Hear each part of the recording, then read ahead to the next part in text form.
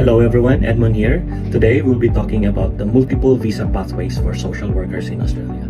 Now for you to be able to apply for a skilled visa or employer-sponsored visas in relation to this occupation, you need to comply several criteria and also you need to pass the skills assessment.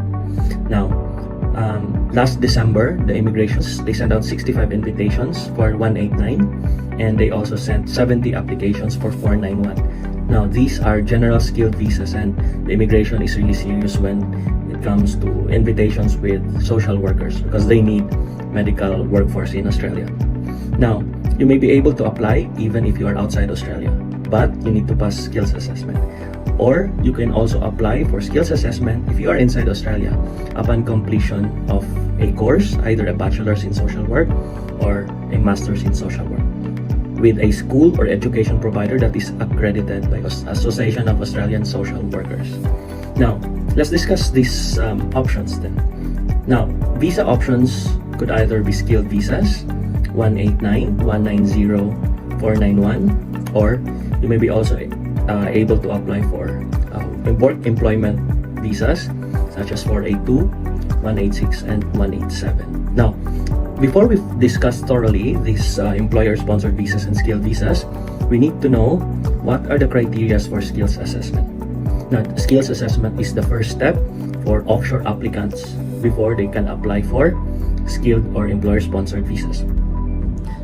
Now, let's discuss the criteria for the skills assessment for social workers. Now, the first criteria is that the qualification must be considered as a specific qualification in social work. This means that graduates of psychology, sociology will not fall under this first criteria because that qualification is not considered as a specific qualification in social work.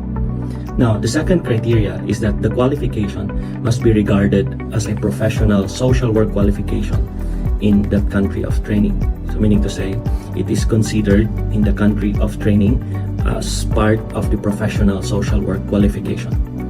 Now, the third criteria is that the learning outcome of the professional social work qualification in the country of training or in the Philippines must be considered as comparable to the learning outcomes of the graduates of social work program in Australia from an education provider that is accredited by the Skills Assessing Authority.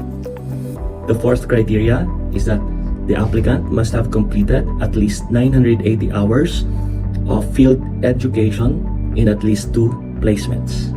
And the last one is that the applicant must have a high level of English, which is equivalent to 7. Now, aside from the skills assessment program, the applicant can also apply for the temporary graduate visa.